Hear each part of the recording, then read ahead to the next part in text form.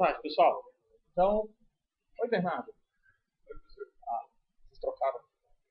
Ah, ok. Então, pegou o chapéu do Bernardo. Está disfarçada de Bernardo hoje. Bom, pessoal, o que a gente falou na aula passada?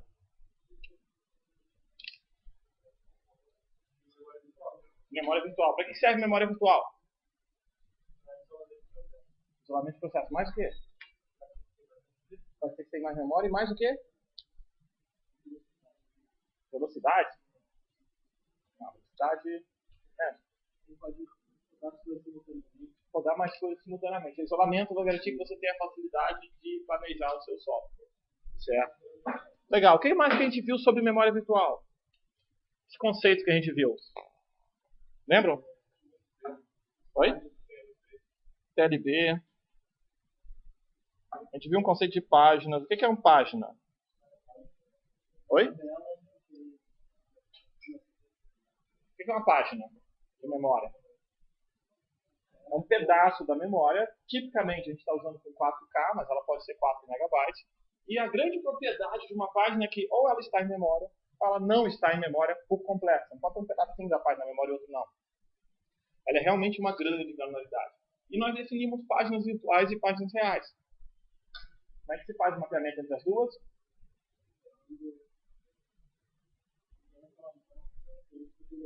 Aquele desenho assim que a gente botou lá no quadro. É isso? Se eu botar um desenho diferente na prova, vocês vão notar ou não vão? Se eu deitar, por exemplo.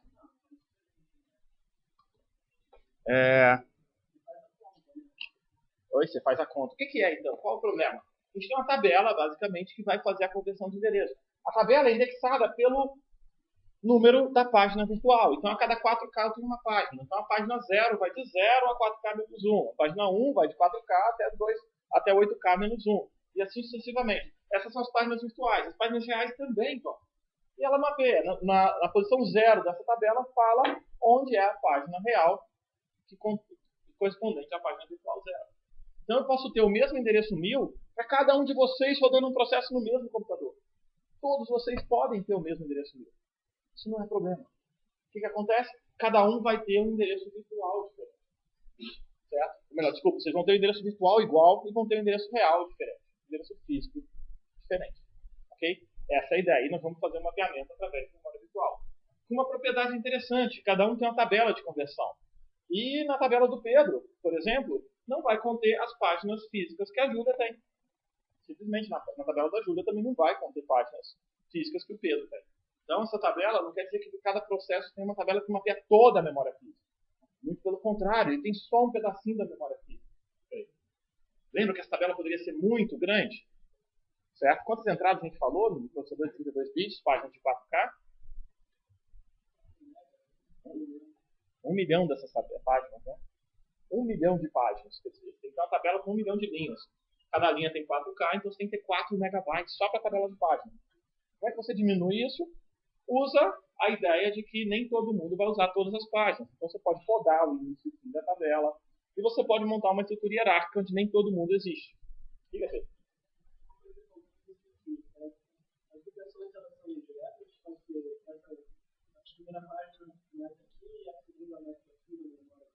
Não precisa ser nada contínuo. Isso é uma outra vantagem interessante. Imagina que você carrega o primeiro programa na memória e vai colocar no endereço físico 0 até 20K. Aí você carrega o segundo programa, ele vai de 20K até 40K. Aí você termina o primeiro programa e quer carregar o terceiro programa, que deveria gastar 30K. Ele pode ter páginas ali de 0 a 20 e mais páginas lá para frente, não tem problema. Cada página você tem um lugar diferente. E isso não impacta o desempenho do programa. Outra coisa legal, isso não vai impactar o desempenho do programa. Porque ele simplesmente está acessando endereços de memória. O tempo de acesso à memória é idêntico no nosso modelo. Ok? Tudo bem? Além disso, a gente viu um conceito chamado TLB. Para que eu preciso de TLB? Falou da TLB?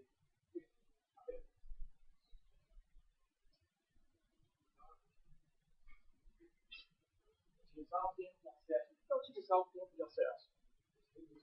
Reduzir o tempo de acesso. Por quê? Porque toda vez que eu preciso fazer uma conversão de endereço virtual para endereço real, eu tenho que ir até cá no outro canto aqui, até a memória do processador.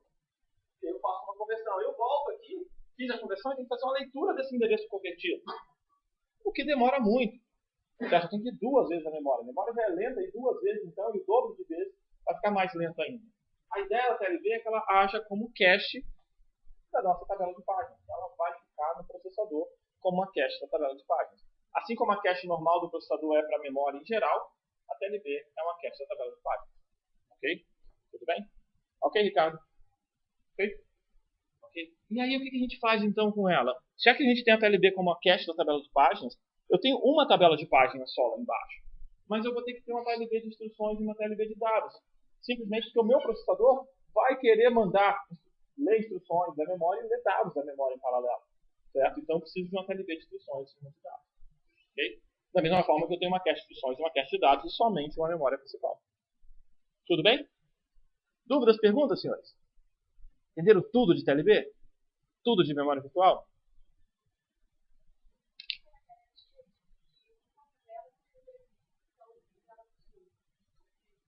O sistema operacional toma conta. Na verdade, assim, ele não proíbe isso. Você pode ter 2 processos compartilhando endereços físicos. Isso é possível. Certo? Mas você não tem essa obrigação. O sistema operacional toma conta para que você peça um malloc seu, por exemplo, vai ganhar um certo pedaço de memória, certo? De repente, um malloc do André ali do outro lado, ele pediu um malloc no mesmo computador e vai ganhar outro espaço de memória. E aí na sua tabela tem os seus endereços físicos dele, que é o sistema operacional que faz. Então ele tem estruturas de dados para dizer quais são as páginas que estão livres. Ele só pega dessa página livre para dar para os novos processos. Aí, em certos momentos, tem uma coisa interessante que acontece. Quantos programas de vocês usam exatamente o mesmo código?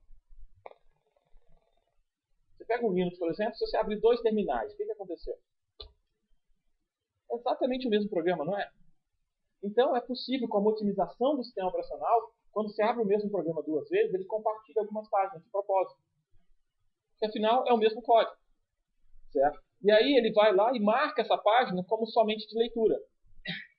Porque ele sabe que se um escrever e o outro não escrever, você não gostaria de ter uma página diferente sem ter escrito.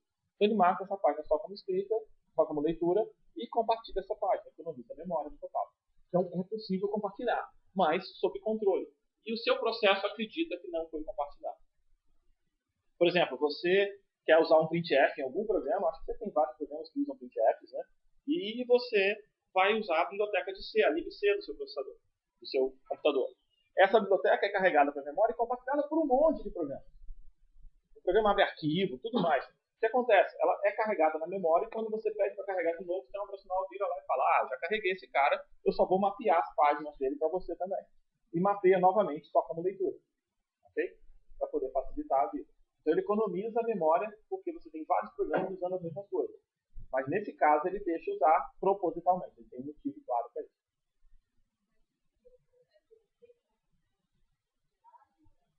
Ele tem o quê? Não, ele não vai notar nada. Ele não nota. Ele não percebe que ele está compartilhando uma página. Por quê?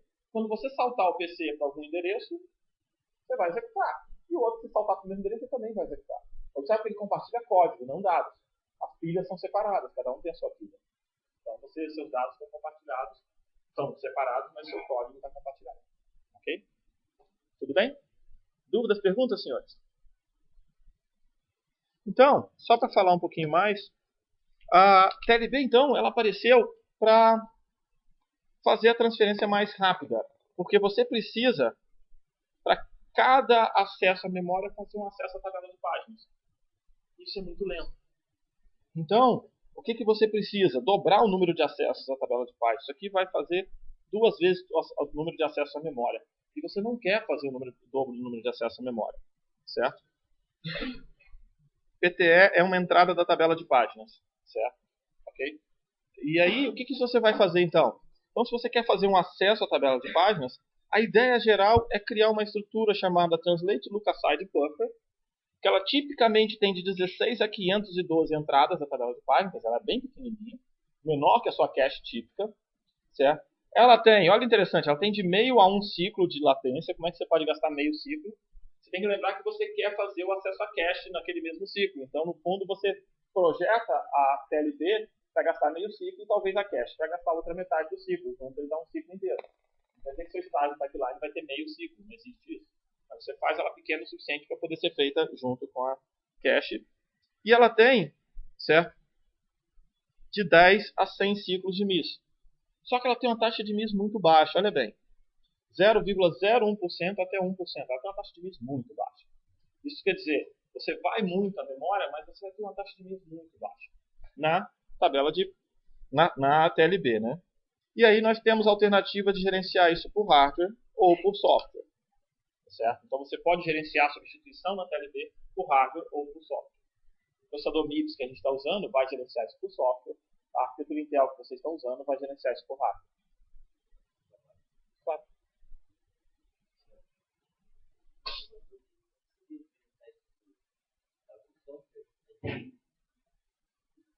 Fazer a troca de uma entrada na TLB. É uma cache, né? Certo? Aí ele vai chamar o sistema operacional. O sistema operacional vai tirar alguém dali e colocar outro alguém na TLB. Por software.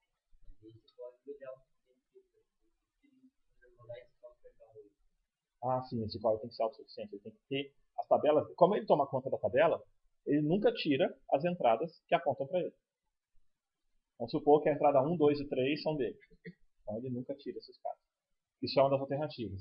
A outra alternativa que a gente tem é você trabalhar com o modelo de memória do seu processador e falar que certos endereços de memória não são conversíveis. O mapeamento entre memória virtual e real é uma função simples. Então você mapeia o endereço 1000 virtual sempre no 1000 real, por exemplo. Você pode falar que para certos endereços você faz um mapeamento direto. Isso significa que você pode rodar software que supõe sempre trabalhar com endereço físico.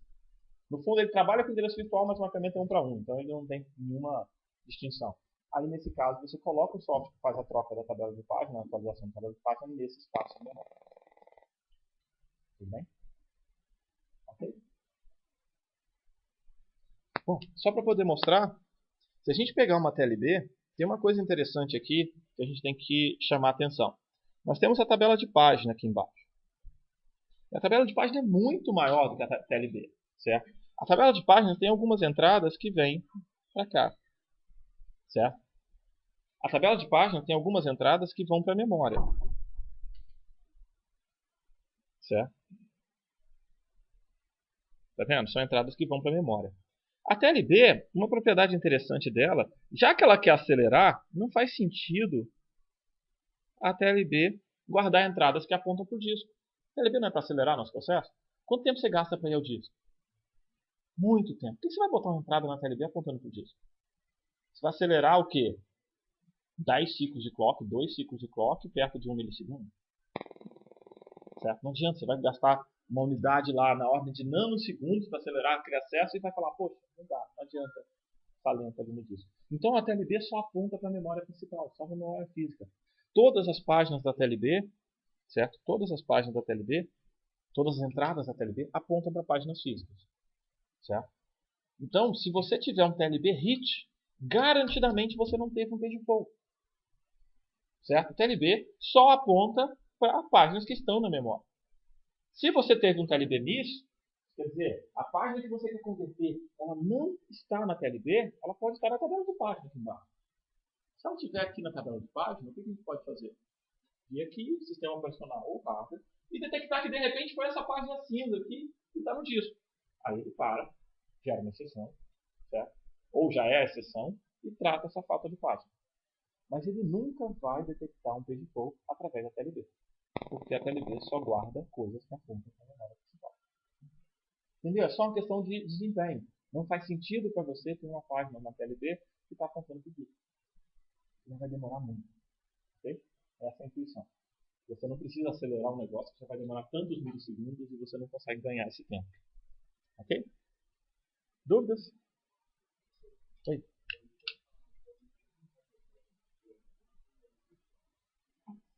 Sim, agora a memória virtual no sentido de endereçamento virtual.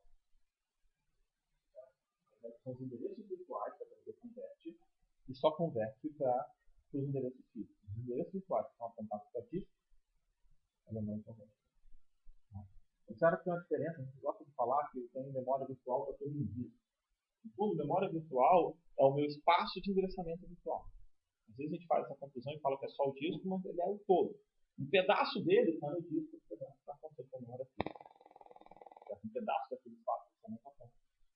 No fundo, tem um monte de pedaço. Aqui a gente não tem nenhum, mas A gente deveria ter um monte de pedaço aqui que não aponta para lugar nenhum, né? Na verdade, Giovana, tem código que é seu e não é do André. Um pedaço também foi seu, não é dele. Altamente provável que todos aqueles caras verdes ali não estão na TLB de um outro processo. Certo? Então você tem a tabela bem menor. Ok? E você vai ter uma cópia dessa tabela por processo. Tá? E a troca de processo gera um problema para você. Quando você troca o processo, você manda limpar a TLB. Isso quer dizer que você vai ter TLB MIS, né? E a gente acabou de falar que TLB MIS gasta de 10 a 100 ciclos. Já um custo a mais para você lembrar de troca de processo. Toda vez que você trocar de processo, o que vai acontecer? Nós temos, olha, potencialmente 512 entradas na TLB a 100 ciclos cada. Se eu tiver um MIS em todas elas, olha o custo. Certo? 50 mil ciclos. Bastante tempo, né? Felizmente, isso não vai acontecer toda hora. Isso vai acontecendo aos poucos e você paga esse preço.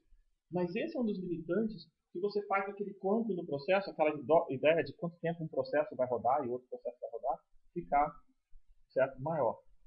Por outro lado, nós temos uma outra alternativa de fazer isso. Certo? Nós podemos tentar corrigir isso, certo? Simplesmente criando mais uma coluna aqui.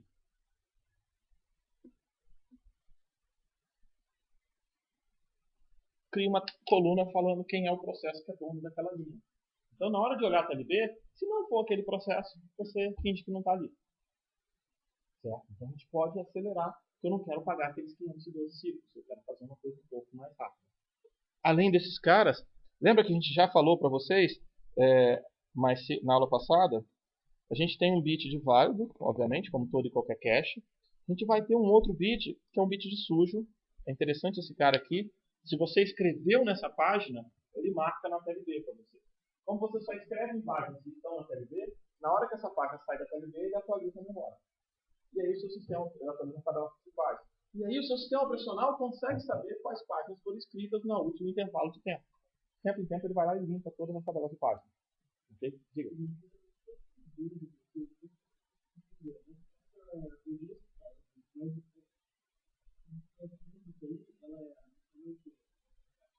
Não, é só memória, derrame do seu computador. A memória é que tudo que você considerou que você faz load de store, lembra disso? Tudo é memória do seu computador. Certo? Disco é disco. Tá? Memória RAM é esse outro pedaço. Hoje a gente chama de memória RAM. Tá? A cache é outra coisa para acelerar o acesso a essa memória RAM. Da mesma forma que a TLB quer acelerar o acesso às tabelas de página.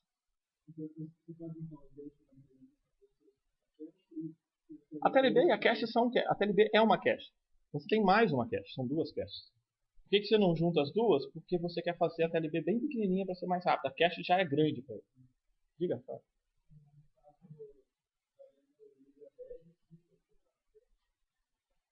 Não, vai depender um pouco da... Isso aqui é tamanho típico, não é por causa dessa configuração. Provavelmente o MIS típico seja 10 quando você pensa numa TLB, por exemplo, que tem 2 níveis, por exemplo. Existe TLB de 2 níveis, igual você tem cache de 2 níveis. Então você pode pensar no MIS de 10 quando você tem um MIS de 10 na L1 da TLB, na TLB de 1. Pode também, pode. Ele pode. Isso, pode fazer. Certo? Seu projeto pode permitir isso, né? A gente fez um exemplo com isso na aula passada. E aí você vai ter um tempo mais rápido. Certo? Porque tem uma coisa interessante, às vezes a gente esquece, né? Quais são os motivos de você querer trazer alguém novo da TLB? Botar alguém na TLB. Você quer acessar uma certa página que você não acessou recentemente. Essa página pode já estar em memória, tudo bem, mas às vezes essa página está em disco. E se essa página estiver em disco, o seu sistema operacional foi lá e trouxe ele do disco para a memória. E o que ele fez logo depois disso? Atualizou a tabela de páginas, né? Exatamente aquela entrada. Onde é que vai estar essa entrada que ele atualizou? Na memória e na cache. Ele acabou de escrever, não foi? Então é possível que quando você tem um TLB-MIS tenha sido porque imediatamente antes, na verdade, o TLB-MIS, imediatamente depois, o sistema operacional vai lá e coloca exatamente esse endereço na cache. Então, você fazer uma leitura pela cache pode ser positivo. Tá? Ok? Bom, só para mostrar aqui, do bit sujo, desculpa. O bit sujo, a ideia geral do bit sujo é o seguinte, se você fez uma escrita, imagina o seguinte, eu acabei de trazer uma página que estava no disco. Por algum momento ela foi para o disco, agora foi. certo? 10 minutos atrás. E aí, eu trouxe ela para a memória. Li os dados dela, mas não fiz nenhuma escrita, né? E agora eu preciso mandar outra página para o disco.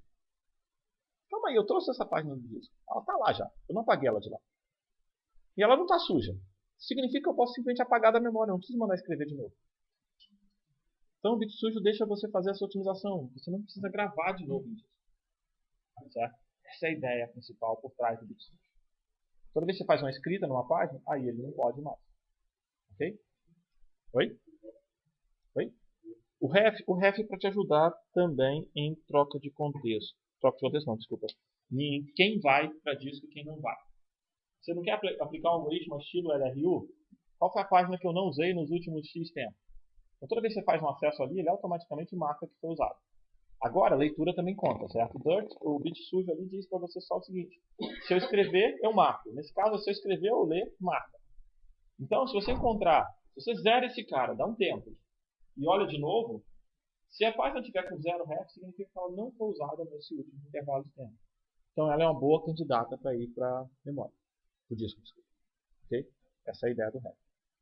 Além disso, como eu tinha usado no exemplo mais cedo, da glibc, a gente costuma ter outros bits aqui na tabela de página, aí depende da arquitetura, mas você tem bit, por exemplo, para proibir que essa página seja escrita. Então você pode ter ou um bit que fala que é read only, ou um do not write, depende da arquitetura. Ele tem nome diferente para a mesma coisa, é interessante que os caras têm que dar um nome diferente, mas a funcionalidade é exatamente idêntica. Certo? Proíbe a escrita ou só deixa a leitura. Outra coisa bem interessante, não sei se já viram falar, que a Intel, na família Core, acho que no último Pentium também, ela criou aquele bit do not execute. Já viram isso? Existe um bit na arquitetura Intel falando o seguinte, nessa página aqui, se o PC apontar para cá, gera uma exceção. Essa página aqui não tem programa para ser executado. Então, se é um operacional, quando você dá um malloc para dados, ele vai lá e simplesmente coloca dados ali e marca, não executa nada daqui. Se o cara tentar fazer um ataque de buffer overflow, alguma coisa e saltar para esse endereço, o sistema operacional interrompe o seu programa. Ele sabe disso. E uma coisa interessante, uma história interessante disso é que tem o bit do not execute.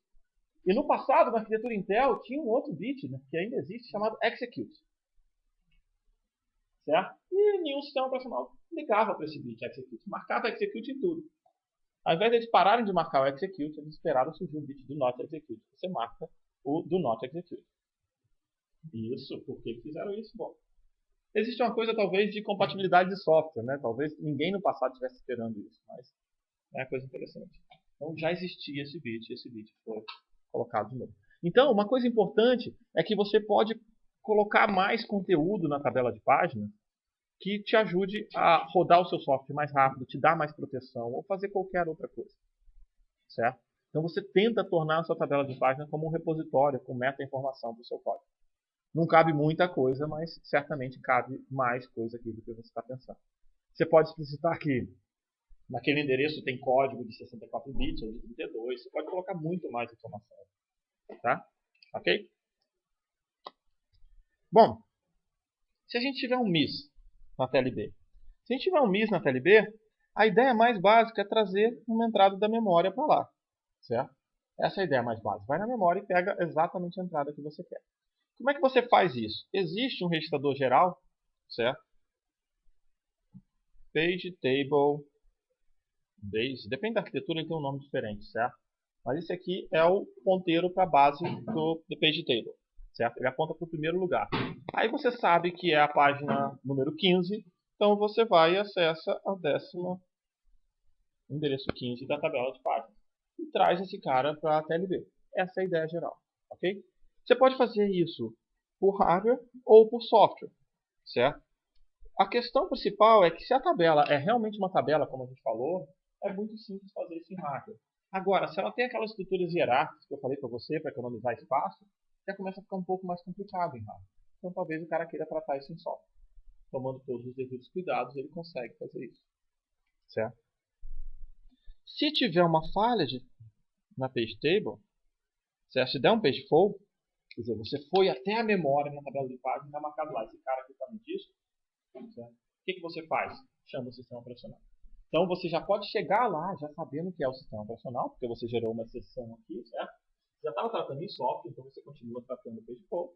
Ou você chegou aqui porque era um hardware, e o hardware descobriu que deu um page fault e avisa para você, ok, agora tem que tratar por software. Quanto tempo vai gastar um acesso a disco? Da ordem de milissegundos. Qual a frequência do seu processador?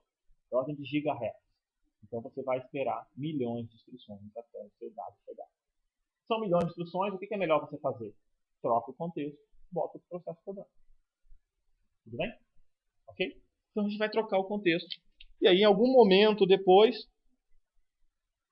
certo? Algum momento depois, o sistema operacional traz a página, atualiza a tabela de página e restaura a instrução que falhou. Oi? Não, essa é uma propriedade do sistema operacional. Eu acredito que você não tenha direito de fazer isso. Certo? Você é aplicativo. Você pode fazer o contrário. Você pode obrigar a trocar o contexto.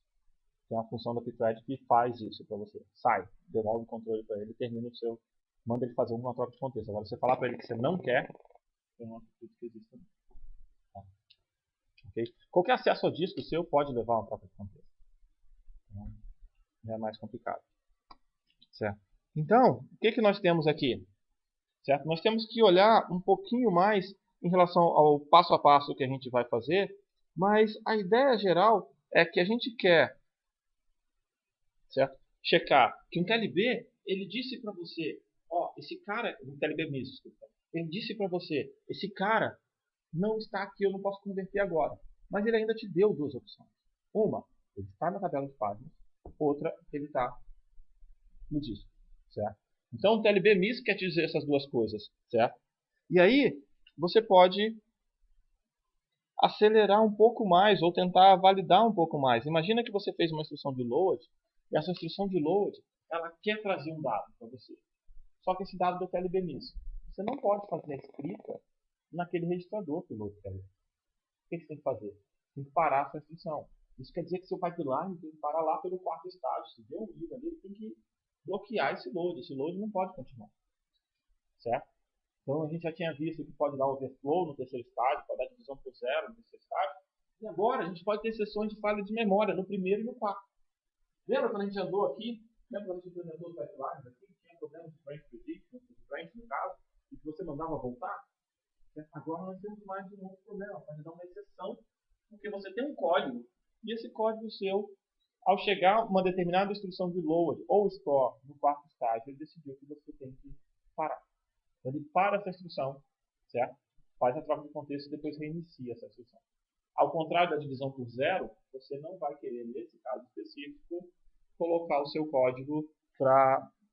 Nesse caso, você quer reiniciar e na divisão por zero você não gostaria de reiniciar, que vai dar o erro de novo. Nesse caso, não vai dar mais o erro. Por outro lado, pode dar um page flow para buscar a instrução e pode dar um page flow se essa instrução for um load e quiser buscar o dado. Então, uma única instrução pode causar até 2 page flows. Ok? Tudo bem? E aí, só para falar um pouquinho, a gente tinha falado sobre isso na aula passada, mas se você precisar, se falhou uma página, quer dizer, ela não está na sua memória e você tem que trazer do disco, é altamente provável que a sua memória esteja toda cheia. Então, você tem que pegar alguém do disco, alguém na memória e mandar para o disco. No fundo, o seu sistema operacional tem um buffer ali, ele consegue forçar a leitura antes da escrita, ele deixa um pedacinho de memória sempre livre. Por outro lado, para manter esse pedacinho sempre livre, significa que de tempos em tempos ele tem que pegar alguém e mandar para o disco. Certo? Essa é a ideia geral. E é comum você pegar alguns sistemas operacionais que falam, ó, um terço das minhas páginas tem que estar limpas com cópia em disco. Certo? Então ele vai fazer swap, ele vai fazer a troca de memória real para disco, mesmo de páginas que você não precisa. Simplesmente para manter um pedaço da memória livre. Ok? E aí nós temos uma coisa interessante, só para complementar, acho que foi o Eduardo que falou na aula passada, como é que a gente trata a cache? A gente vai usar endereçamento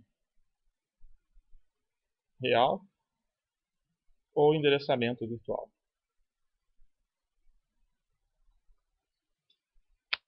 O que vocês querem na cache? Endereço real ou endereço virtual? Quer dizer, você vai pegar o endereço, vai passar pela TLB antes da cache ou vai passar pela cache antes da TLB?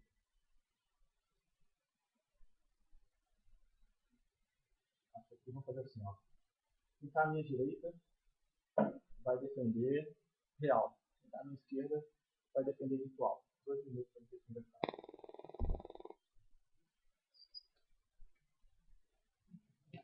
Vocês agora são obrigados a defender alguma coisa. Opa, calma.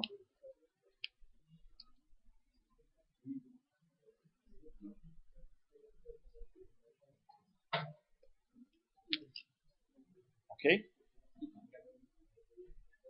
Você quer colocar o acesso à TLV antes da cache ou depois da cache? Você quer guardar os dados na cache, os endereços na cache, sendo endereços reais ou quer guardar como endereços virtuais? Não sei. Não, você está no lado virtual, você tem que defender virtual. Quem mandou sentar aqui hoje, né? Tem uma história bem interessante. Uma vez eu fui a San Diego e eu peguei um voo via Washington, nos Estados Unidos. Então você vai lá em cima e depois você cruza os Estados Unidos quase inteiro, né? E aí, num dado momento, o piloto avisou para todo mundo: quem está sentado hoje do lado direito, se olhar pela janela, vocês vão ver o Grand Canyon. Quem está sentado do lado esquerdo hoje, vocês deviam estar sentados do lado direito. Certo? Então, é mais ou menos o que eu posso te dizer hoje, Daniel. Você está sentado do lado esquerdo, então você tem que defender virtual. Ok?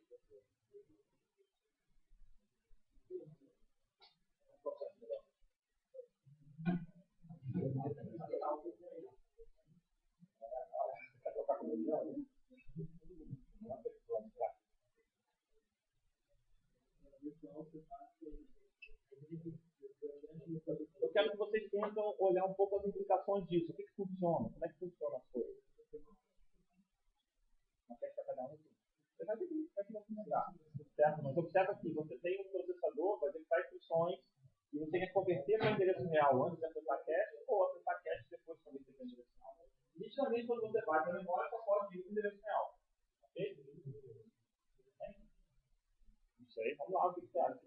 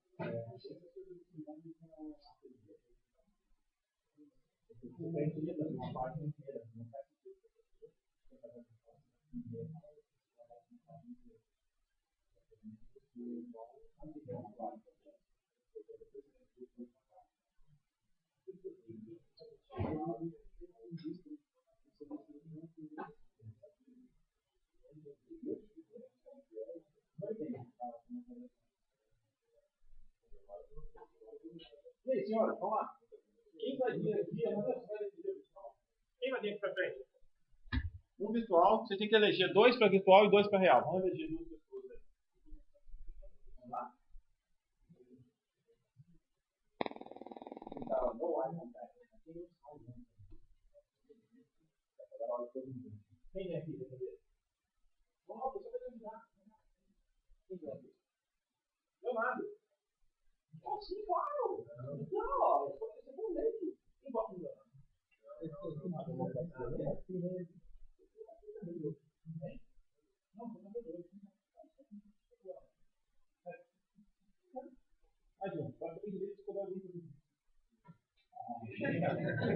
Legal. E lá de cá, quem vai vir? Quem come esse grupo? Pedro? Quem vota no Pedro? Ah, que legal. Vocês falam bem para ir com você, Pedro. Mas vocês podem ajudar, tá? Na verdade, vocês têm que ajudar. E a ideia é só que a gente vai fazer perguntas e os dois vão ficar lá. Não se preocupem, vocês são certo? Vocês sabem tudo sobre memória virtual. Vamos lá. Vamos lá. Quem vai com o Pedro? Vem. Eduardo, vem cá. Ficar do lado de cá, então. O negócio é, ó, vai tomar cuidado para não ter guerra, né? Você não acha que é? O pessoal te elegeu para você defender. Tem que defender bem. Na verdade, você não acha que é virtual. Para mim está ao contrário. Tem que olhar para cá. Pessoal, então vamos lá. Qual dos dois é mais rápido para um acesso? Vamos pensar assim. Certo? Vamos supor um cache hit. Quem é mais rápido? Real ou virtual? Aí? Não TLB. Cache hit. Quem é mais rápido? Hein? Real ou virtual? O que você vai ter que ter? Se você tiver a cache endereçada pelo endereço virtual, você vai passar pela TLB antes de ir para a cache? Não. Você vai gastar o tempo de acessar a TLB? Não. Então você vai direto para a cache. Se você tiver a cache endereçada por um endereço real, o que você vai fazer? Você vai passar para a TLB? Você vai passar aqui por um endereço real. E aí, qual dos dois vai ser mais rápido então? Um lado passa pela TLB e o outro não passa pela TLB. Qual ganhou? O que não passa pela TLB. Qual que não passa? Virtual, ó. Tá ganhando já. Mas o que vocês podem perguntar? Qual é o nosso próximo? Cache hit a gente descobriu. Cache miss. O que acontece? Você vai ter que ir até a memória. O que vai acontecer nos dois casos? Vai ter que passar na cache e vai ter que passar pela TLB. Ou pela TLB e cache, ou cache TLB.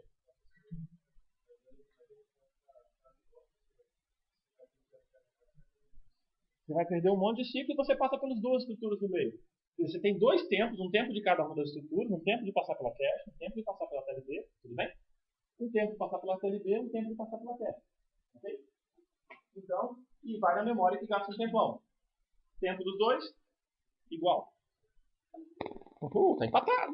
Não, empatou nesse caso, vocês estão com uma de vantagem.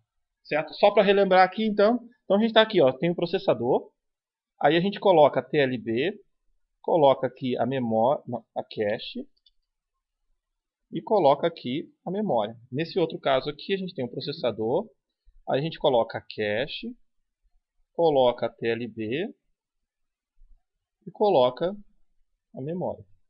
Tudo bem? Essa é a diferença. Então a diferença só está entre a ordem das duas, um caminho para a memória. Onde mais vocês querem argumentar? O que mais você argumenta com o endereço real? A cache, memória virtual, vai ter que jogar para todas as vezes que você trocar de processo. Cache com endereço virtual só vai servir para um processo e agora como é que eu faço para o processo com você? O que você tem? Apaga a TLB, mas o endereço virtual está lá.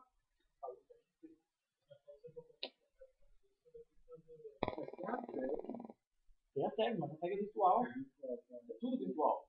Mas em compensação, você é mais rápido, né? Você vai ter que pagar de vez em quando limpar a cache inteira, mas enquanto você não limpa a cache, você é mais rápido. Não é verdade? Esse lado aqui, ele vem cache o tempo inteiro, um monte de vezes. Aí, de vez em quando, ele tem que apagar a cache inteira. Do lado deles aqui, eles têm que passar a TLB, cache, volta, volta, volta. Toda hora ele passa pela TLB. E de vez em quando faz a troca de contexto, mas ainda assim não precisa alterar a cache. E aí? O TLB é muito rápido. Ele chama de cache novo. Mas a captação tem um monte.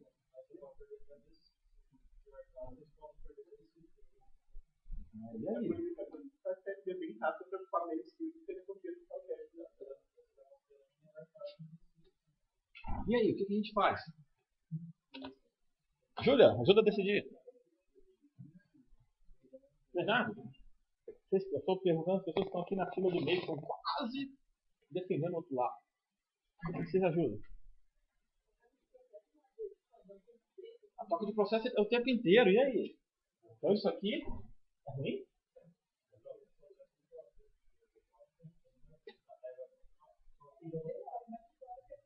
A cada 4 milissegundos, mais ou menos, você vai querer trocar de processo.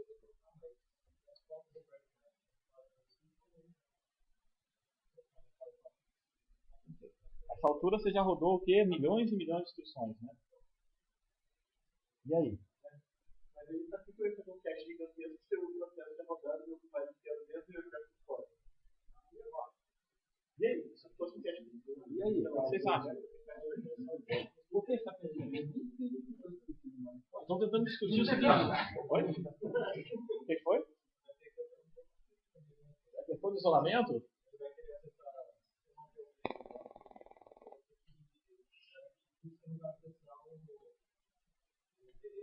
Mas isso é garantido pela TLB, que funciona o outro processo. A TLB não vai deixar fazer. Na verdade, você vai ter que dar o flush na cache, certo? Nesse caso do real, você vai ter que limpar realmente a cache. No virtual, você vai ter que limpar a cache mesmo. Por exemplo, no caso do virtual, você tem que limpar a cache. Mas no caso do real, nenhum cache vai dar hit. Então seria a mesma coisa, não tem nada na cache. Exatamente agora, é exatamente aí. Que legal. Mas o processo do sono não sai sono. Mas se ele usar a cache inteira, ele já não vai ter todo. Se ele usar a cache inteira, ele usa a cache inteira. Mas você não está falando que ele não ia usar a cache inteira? Ele pode usar. Se ele usar a cache inteira, ele usa a memória inteira. E aí, o que você tem? Se ele usar a cache inteira, certo? É a sua vantagem. Se ele usar a cache inteira, não adianta nada ele guardar a gente com acesso ao outro. Se usar a inteira, você tem alguma coisa. Você pode ter alguma vantagem. Mas aí você também tem um pouquinho de desvantagem. É muito programa. Você tem a cache ali de 64K, pequenininha.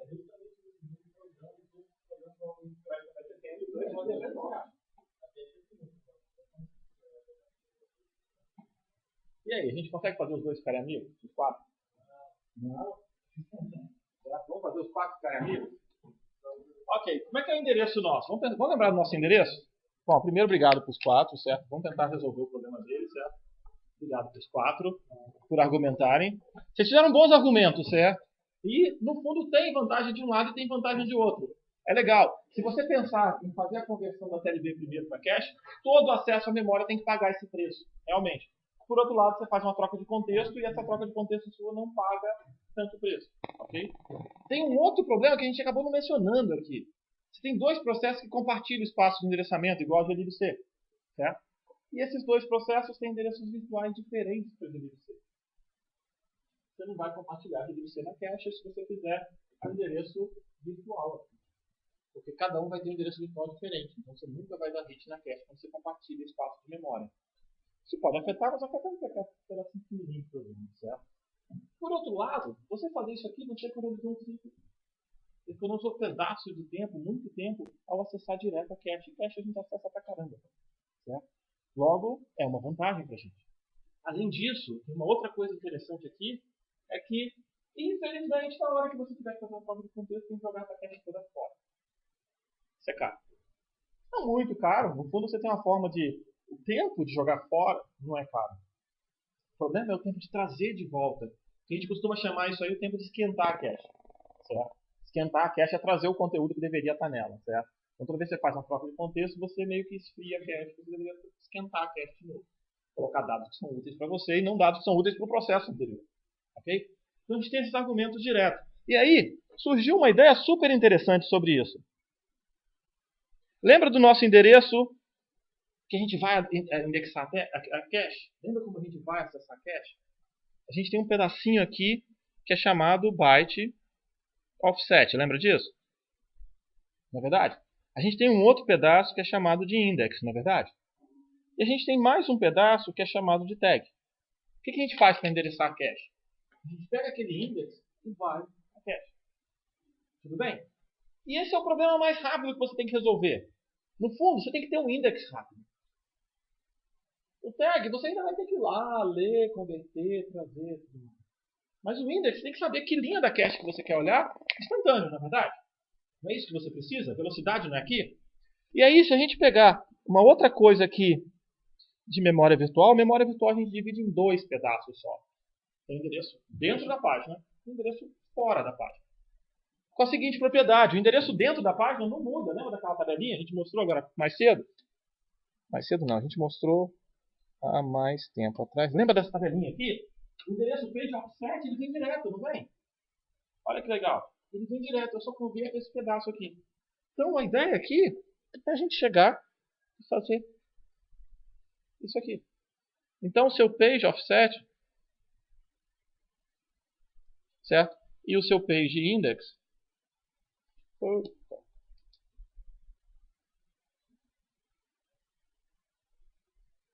eles estão separados ali exatamente na mesma linha do seu índice da cache. Qual a vantagem? Esse pedaço aqui nunca vai mudar. E eu uso ele para indexar a cache. Então, a gente consegue a vantagem desse cara aqui de chegar rápido na cache, saber indexar a cache rapidamente. Se ele pega o index ali, o page offset não vai mudar. Então ele traz o índice e faz aqui. Daqui a pouco, eu vou ter que comparar o tag, não vou? Mas aí eu dei um tempo para aquele outro pedaço ser convertido. Então, as caches de processadores atuais, de memória virtual, as caches são indexadas virtualmente, hoje em dia, com os endereços reais. Os tags são reais. O índice é virtual e o tag é real. Mas o índice virtual e real é idêntico. Então, o índice não vai ter problema no pedaço de endereço. E isso aqui tem uma propriedade muito interessante, um efeito colateral muito interessante, que enquanto a gente não mudar esse pedaço aqui, observa que eu fiz um desenho muito errado. Esse page offset tem 14 bits, tá? Eu errei feio na proporção aqui. Tá? Ó, na verdade, poderia estar no meio aqui, tem cara de 16. Mas esse cara tem 14 bits só. Então a gente está limitando a cache L1, byte offset mais index, a ter só 14 bits. E você vai ver que as dimensões da sua cache L1 fazem exatamente isso. Elas se espremem para caber nesse tamanho. Para você fazer a indexação dela com endereço virtual. E aí na hora que você vai acessar a cache, foi lá buscar o tag, buscou o tag, já deu tempo de converter o resto do endereço, a outra metade do pedaço do endereço ali, e pega o tag de detalhe. Então vamos lá. O que você tem que fazer? Vamos desenhar separado aqui só para poder facilitar. Então, a nossa intenção, vamos pensar em linha do tempo, certo? Se você tiver uma cache, o que você quer nela é jogar o index. Você não quer jogar o index nela. Aí o index traz um pedaço, isso aqui é cache. Certo? O index escolhe uma dada linha da cache, não é verdade?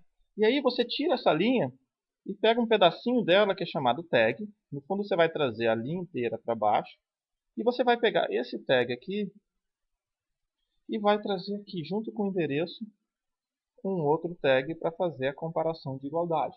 O tag vem do endereço, e tem um tag guardado na cache. E você tem que fazer isso em 2 passos.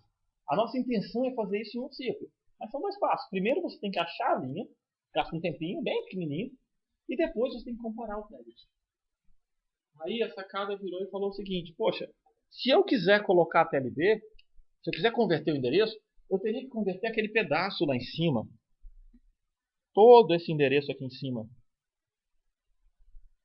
Certo? Eu teria que converter esse endereço inteiro aqui em cima. Só que esse endereço aqui, só para a gente desenhá-lo melhor, ele tem basicamente 3 pedaços. Onde o pedaço de mais alto valor é exatamente o nosso tag, os bits mais significativos. Depois nós temos um index, e já estou eu aqui errando a escala de novo. E depois nós temos o byte offset. Certo? Aí alguém foi lá e percebeu o seguinte: poxa, mas para a TLB eu sou um pouco diferente. Certo? A TLB você tem um endereço aqui, e você quer gerar um endereço destino, e você coloca uma tabela e faz um pedaço da conversão direta. Esse pedaço aqui, esse pedaço é o page offset. E esse aqui é o virtual page. Vou colocar ID aqui só para ficar. Então você vai converter o ID virtual da página no ID real. Essa página 0 vai virar a página 15. Certo? E aí a pessoa olhou e percebeu: poxa, eu tenho que dividir o endereço desse jeito. Eu tenho que dividir daquele jeito. Que tal se a gente viesse aqui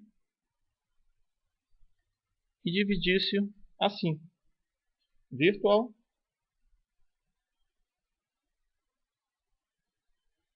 ou esse pedaço aqui vai ser o virtual page ID ou o real page ID, quer dizer, vai caber sempre aqui. E desse outro lado aqui a gente tem o page offset. Só que tem uma coisa interessante aqui. Esse pedaço aqui vai ser transformado nesse, não é? Eu gasto um tempo para aqui, não gasto? Certo? E você gasta um tempo exatamente aqui, ó. Você vai gastar um tempo porque você precisa ler o tag e trazer o tag para cá. Então você tem um tempo. E aí a gente pega exatamente essa estrutura aqui embaixo, olha, e coloca aqui nesse caminho. Certo? E aí você consegue fazer uma página virtual, um endereço de cache, que ele é indexado virtualmente. real não. Levanta virtual. E você consegue pegar para o outro lado e usar o tag da página como real. Porque você vai fazer a conversão, mas você sabe que um pedaço do endereço vai ser sempre o mesmo. Esse pedaço que é sempre o mesmo, ele é igual para o real virtual. Então você já usa ele no princípio enquanto você está fazendo a conversão e usa o outro pedaço. Ok?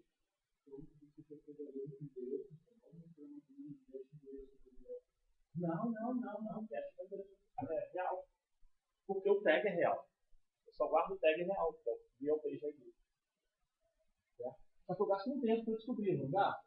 Ok? Eu não gasto um tempo? Ok? Eu pedi para você faça o trabalho de conversão do endereço. Você está gastando um tempo aí, não está? Enquanto você está gastando, eu descobri o seguinte: o outro pedaço que está do seu lado, certo? Que é o page offset, esse cara não vai ser convertido. Eu entrego ele para a teste e falo assim: escolhe a linha já direto. Eu não sei qual linha que é. Vai procurar a linha aqui. Agora, nessa linha, se ele quiser descobrir se ela está válida ou não, se ela está útil ou não, comparar técnico, você já tem que converter. Então, eu faço a conversão baseada no endereço real. Certo? Eu faço a comparação baseada no endereço real. Mas eu acho que é baseada no endereço real. Tá? Então, tem duas coisas em paralelo. O que acontece na PLD, então, ela começa a ser acessada simultaneamente com a cache, mas ela termina primeiro. E aí a cache continua.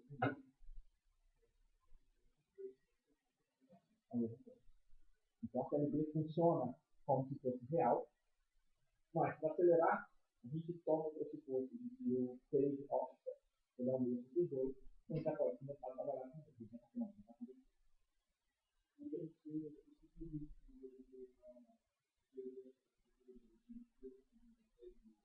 Na verdade, o que a gente tem que fazer é que byte offset index tem que ser menor que ou igual ao page offset. Pode ser até menor, tá? Esse é o mesmo tamanho. Tem que ser menor ou igual.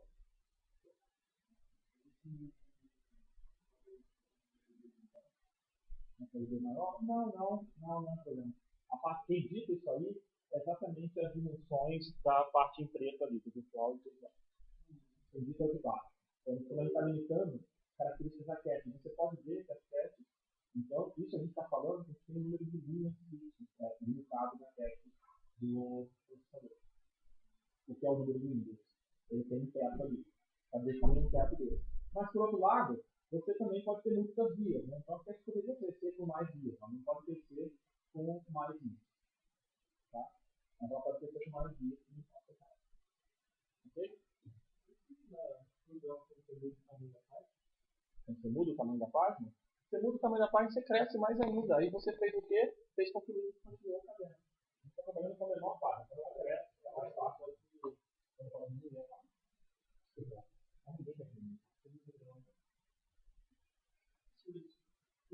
Processo da PLD, eu imagino que tem um processo de memória ou comparação.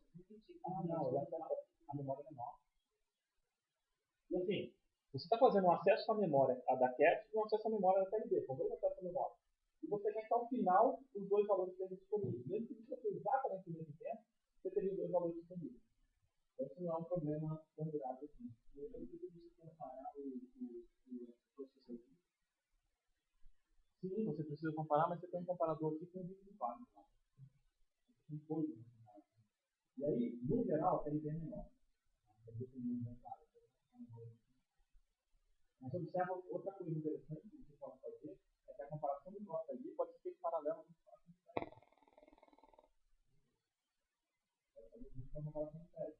É igual que é meu? Não é seu. Mas o tag é igual. Não, o processo não faz. Pode fazer em paralelo. Não, ela não vai ver. Sim, a gente vai acabar chegando nisso. Quando você resolve muitas vezes se investe a aprender já com o procedimento. Como vontade de falar.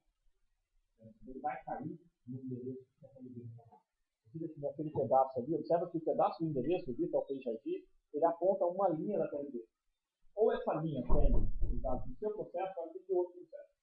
Mas referente àquele endereço. Se ela não tiver os dados do seu processo, não tem outra linha que vai ter os dados do seu processo. Entendeu? Você pode usar essa propriedade já. Mas a essência aqui, gente, é que você pode pegar um pedaço do endereço de memória que não vai ser mudado e acelerar coisas. Lembra que a nossa meta é sempre fazer coisas mais rápidas? Então, o nosso problema é trabalhar nessa direção. Ok? Tudo bem? Dúvidas, perguntas?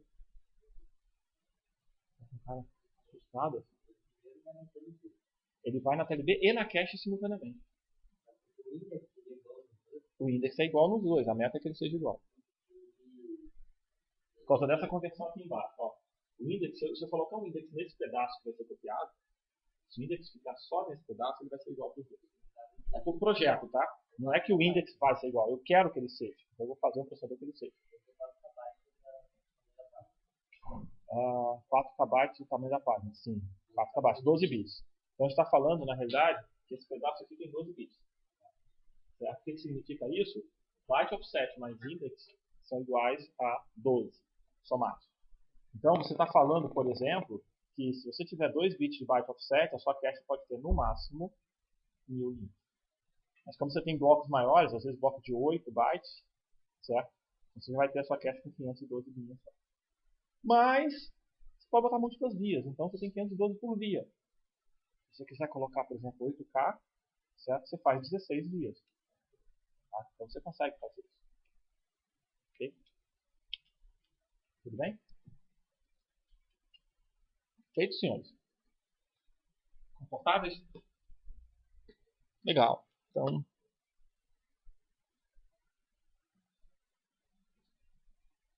deixa eu só avançar aqui. Oi. Ah, sim. Então vamos lá. O que aconteceu na cache? Só voltar aqui na figura. Você limitou esse pedaço aqui está limitado em 12 bits. Tudo bem? Então você tem o page offset está limitado em 12 bits. Então, byte offset e index tem que ser 12 bits. Certo? Se você tiver uma cache de 8 bytes de largura, o bloco, você vai ter um byte offset de 3 bits. 2 elevado ao cubo dá 8. Certo? Então você vai ter um byte offset de 3 bits. Dá um index para somar 12, né? O index poderia ser maior para o projeto, gente, mas para a gente acelerar o acesso à TLB, a gente definiu que o index está limitado nesse pedaço. Então eu vou ter 9 bits. Aí eu vou ter uma cache de 512 linhas, 512 índices ali, né? No nosso caso, a gente faz uma de múltiplas vias. Então a gente faz 512 conjuntos e cada conjunto com 8 entradas. Ok? E aí você vai notar que a cache L1 começa a crescer em largura, ela engorda, mas ela não cresce em altura. Ela está limitada na altura. Tudo bem? Bom, só para mostrar aqui, aqui tem um diagrama, e observe que esse diagrama não está alinhado, tá vendo? A nossa intenção é exatamente alinhar esse diagrama. A gente quer colocar esse cara exatamente alinhado. Tá? Essa é a nossa ideia. Tudo bem? Bom, uma outra coisa importante, na verdade uma das coisas mais importantes que a gente precisa, é proteger o sistema, proteger no caso. A memória virtual é usada fortemente para proteção também. Então, você pode compartilhar páginas reais, mas por padrão elas não são compartilhadas. E você tem que pedir explicitamente ao sistema operacional para compartilhar uma página. Aí você dá o seu ID, dá um outro processo ID e você compartilha alguma página com ele. Essa é a ideia. E aí, nós temos também um outro pedaço aqui, no caso o pedaço de cima, né? Você só pode trabalhar com espaço compartilhado com o auxílio do sistema operacional. Além disso, nós temos uma outra coisa importante, certo? Que a gente fala geralmente aqui, como o sistema operacional, que a gente tem algumas instruções que só o sistema operacional pode rodar. Então, algumas instruções que vão, inclusive, manipular a TLB, fazer outras coisas. Se o seu processo pudesse manipular a TLB, você montaria a sua tabela de página com qualquer endereço. Certo? Então, nós temos instruções que são chamadas privilegiadas, ou são chamadas de instruções de supervisor, ou são chamadas de modo supervisor, ou modo privilegiado, ou kernel mode. Tudo isso é exatamente a mesma coisa. Nós temos várias formas de falar sobre a mesma instrução. Essas instruções, tem um pedaço delas que está fortemente relacionado com mapeamento de endereços, com acesso a periféricos, com espaço de processamento, e todas elas são reservadas só para o kernel. Só o seu kernel de sistema operacional consegue usar. Okay? E aí, o que a gente tem que fazer? Você tem que chamar o sistema operacional. Existe uma interrupção no MIT, chamada uma instrução no MIT, chamada syscall. Você pega o sistema operacional, passa a eliminar na página, pedir uma lock, fiz uma lock, ela alocar dados, e na hora que a gente quer alocar a memória, o que a gente tem que fazer? Tem que chamar o syscall do sistema operacional. Se eu não tiver memória suficiente, eu chamo o syscall e peço memória do sistema operacional. ele vai lá e consegue colocar dados na metadata de página e dar um valor e me dar um conteúdo que está já mapeado na metadata de página. Certo? Então, essas informações aqui vão ser acessíveis só no modo supervisor. Lembra que eu falei que a gente tem um registrador que aponta para o topo da tabela de página? Só o sistema operacional pode acessá-lo. Quando ele troca o contexto, ele troca esse registrador para o novo processo. Essa é a essência do que ele vai fazer. Ok, senhores? Perguntas, dúvidas? Oi?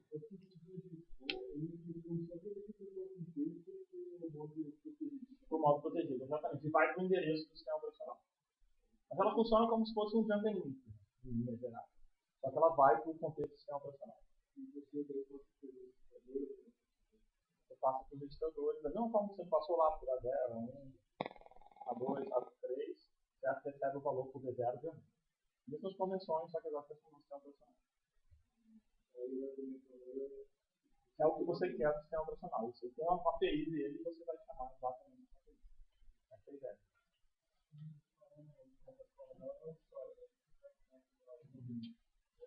Quando acontece uma exceção de timer, que é a exceção de vídeo, você troca de processo. Acontece essa exceção, você chama o sistema operacional e vai lá e troca o contexto. O que é trocar o contexto, pessoal? O que é o contexto de um processador como esse aqui? Até agora. Os registradores todos, mais o quê? Slides que flag. Você que não tem flag, pode pegar. Menos coisa nenhuma. Mais coisa. Tem? Tabela de páginas. A gente tem que trocar a tabela de páginas. A gente tem que trocar o apontador para a tabela de páginas. A nossa TLB, se ela tiver o identificador do processo, eu não preciso fazer nada com ela. Tudo bem? Por que eu não preciso fazer? Porque se já tem o identificador do processo, eu não preciso gerenciá-lo. Ok? Mais o quê? Oi?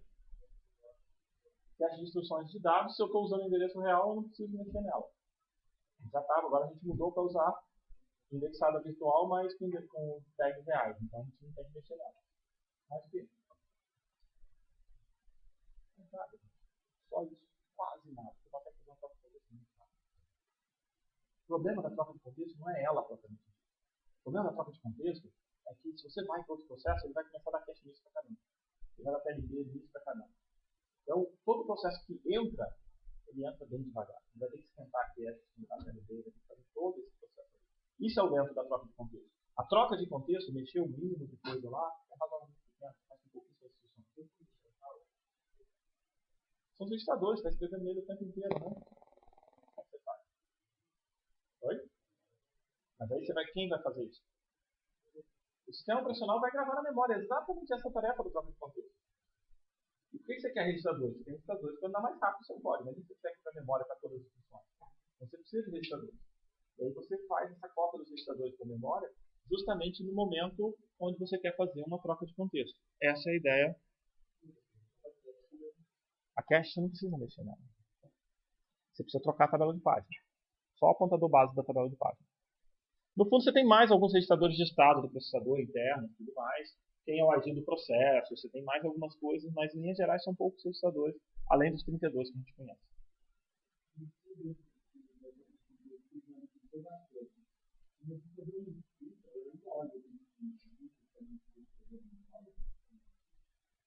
Invalidar a cache. Vamos lá. O que é invalidar a cache? Tem duas formas de invalidar a cache. Uma delas é fazer o que a gente chama de flush.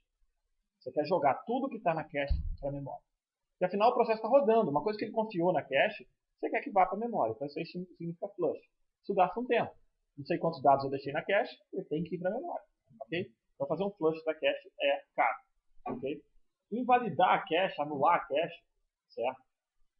É razoavelmente rápido. Mas quando que você vai querer fazer isso? Só se o seu processo morrer.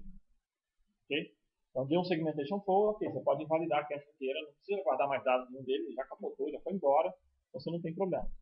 Aparentemente, né, às vezes o sistema operacional quer guardar um arquivo de dump, ou quer guardar alguma coisa, então talvez ele ainda queira isso. Mas em linhas gerais, se o seu processo terminou, você não precisa de nada que está na cache. Na verdade, você não precisa de nada que está na memória dele, você pode jogar fora. Ele vai fazer um flush, que é demorado. É demorado, demora o tempo proporcional à quantidade de dados que você tem lá que não foi para a memória. Então é um tempo aí que você não tem ideia. Ok? Tudo bem? Perguntas?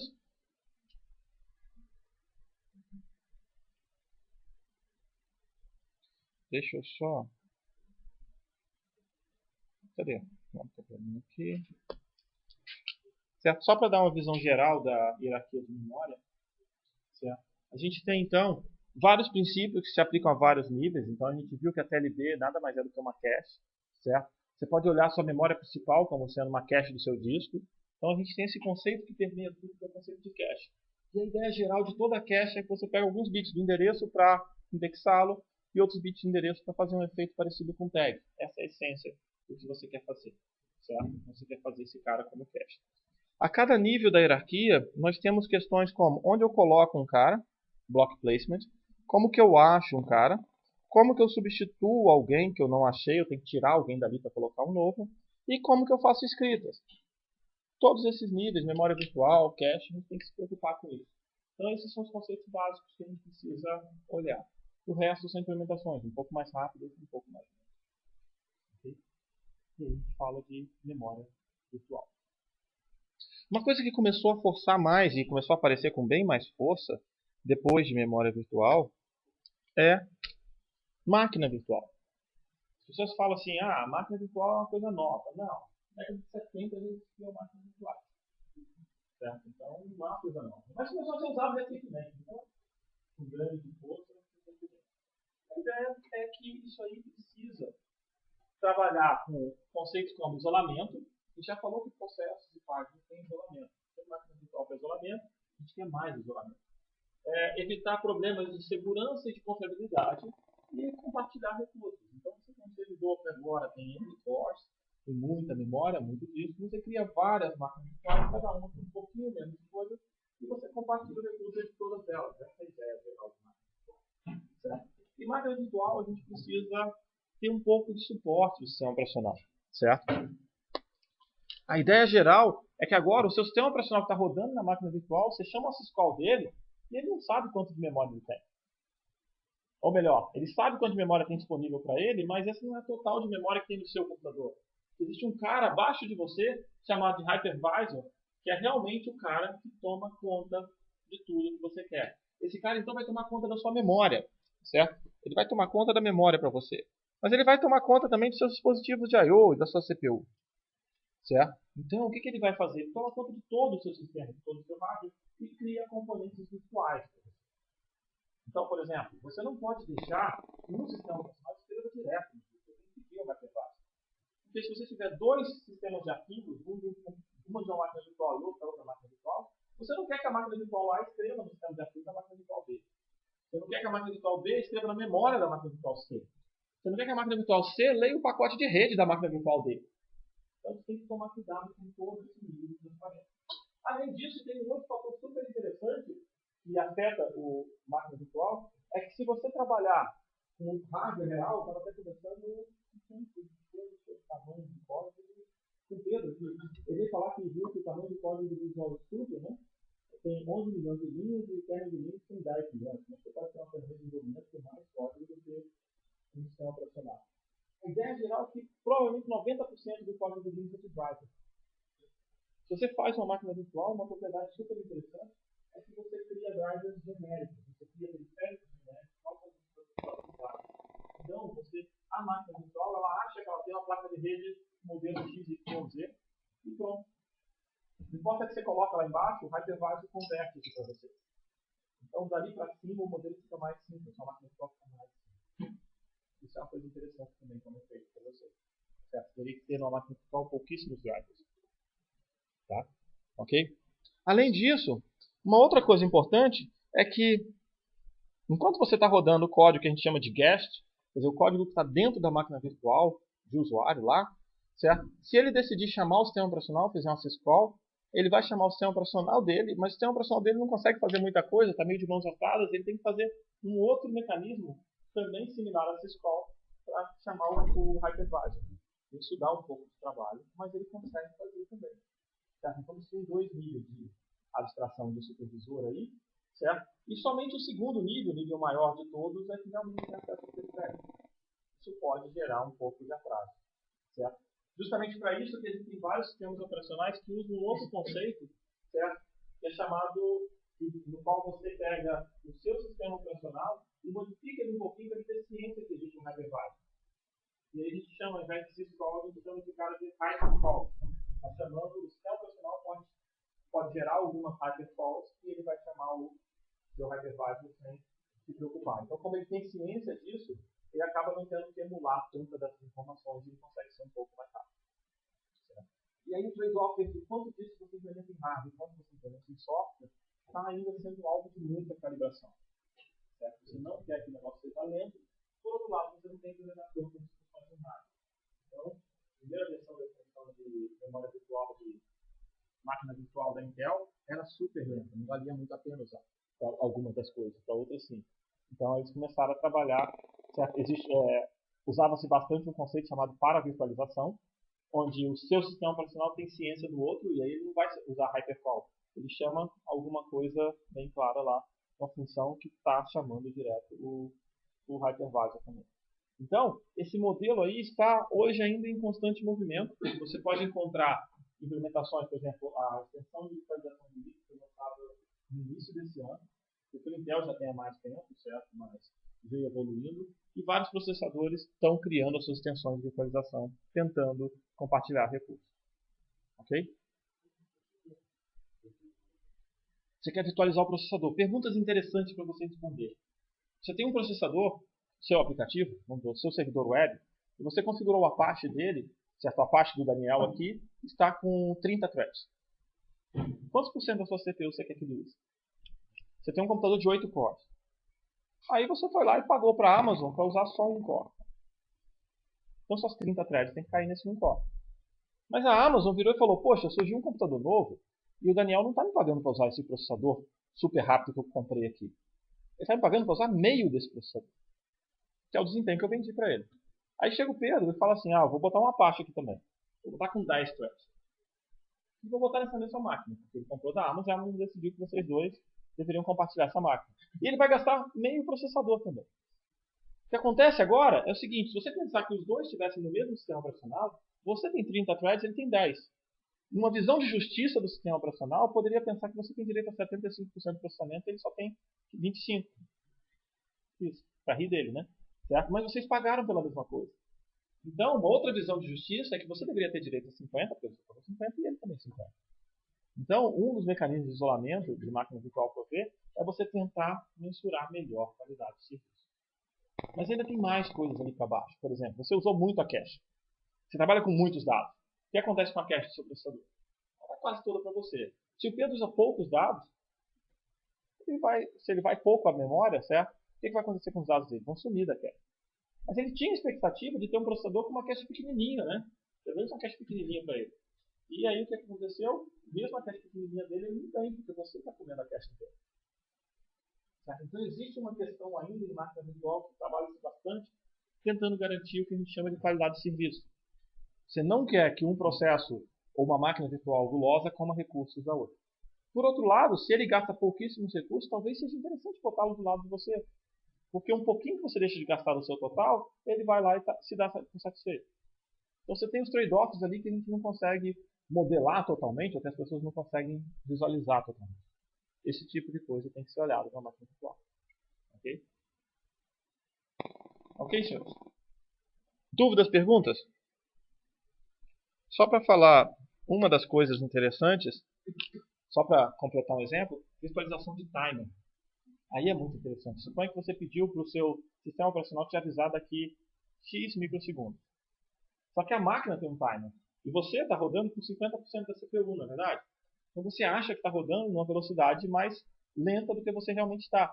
Ao invés de você pensar em rodar 50% do tempo, significa que você vai rodar um tempo e vai ficar o mesmo tempo parado. Rodar um tempo e o mesmo tempo parado. Se você pedir um timer e medir o seu tempo, você vai notar que em certo momento você está rodando muito rápido, em outro momento você está demorando pra caramba. Porque simplesmente o jeito que ele compartilhou a CPU está complicado. Então, mais problemas para você. Timer é uma das coisas que a gente tem problema. Se você pedir uma interrupção, ela tem que chegar para você. Ela tem que chegar com a máquina virtual correta e o software correto.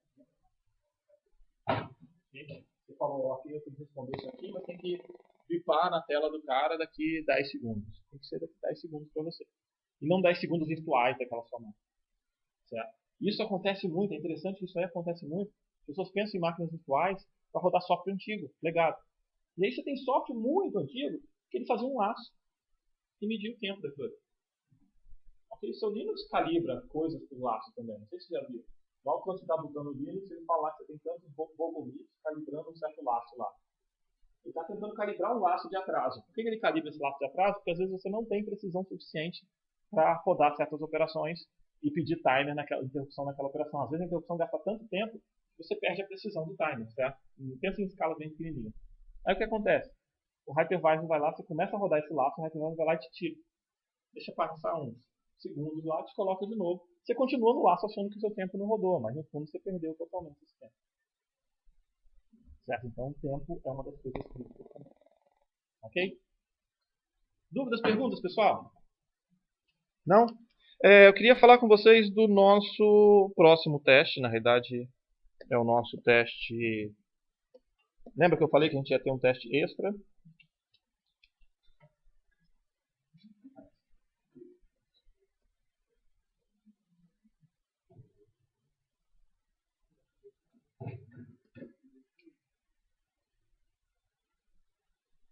Entrega dele imediatamente antes da prova, a semana anterior da prova. Então, a gente vai ter a prova daqui a 3 semanas, o teste vai ser vencido daqui a 2 semanas. Certo? Esse teste extra, ele é para vocês fazerem em grupos de até 3 pessoas. Ok? O que é até 3 pessoas, pessoal? Menor ou igual a 3. Isso 4 vale? Não. O que a gente vai fazer com quem vir me perguntar aqui, vier me perguntar se vale com 4 pessoas? Certo? Ok? Eu não sei o que eu vou fazer não, mas vocês já estão avisados, tá tudo bem?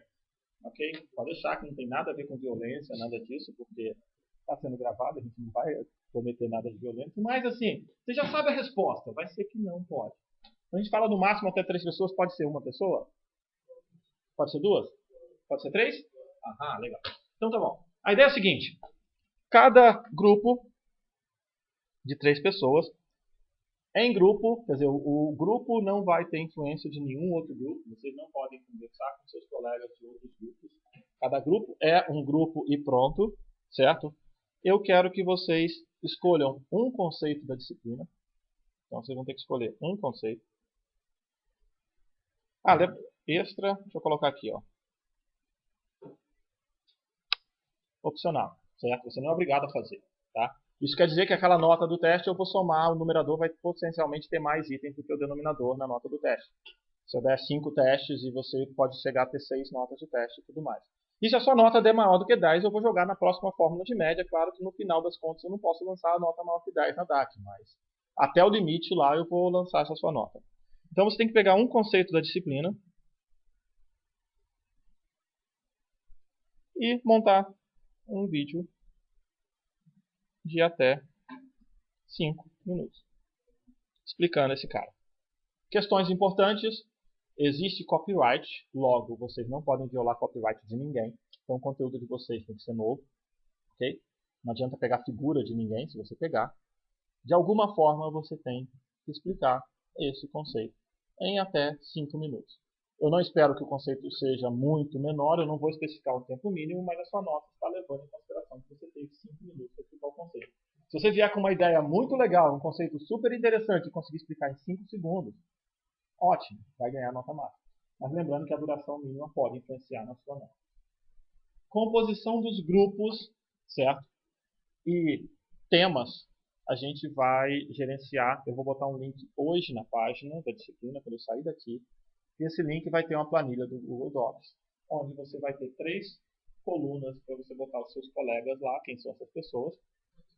A primeira linha da planilha está lá de exemplo, eu vou colocar a planilha como exemplo, então vai ter José, João, Maria, sei lá o que, certo? E vai ter um tema na frente. A ideia é que vocês vão lá e consigam preencher isso lá. Tem a lista também de alunos matriculados na própria página, logo você consegue saber qual colega seu que não está em grupo. E você não é obrigado a fazer. Você pode fazer ou não. Como que vocês vão entregar?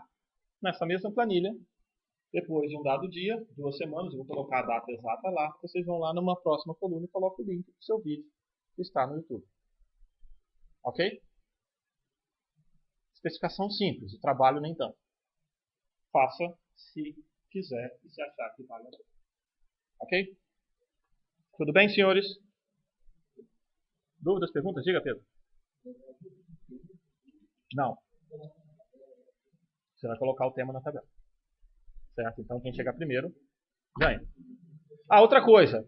Eu estou supondo que vocês não vão sujar as submissões dos outros, né? Vou pegar o cara ali, ele colocou isso aqui, eu apago o outro grupo e vou e coloco o meu grupo lá. Eu acho que isso é o mínimo que eu deveria supor isso de vocês.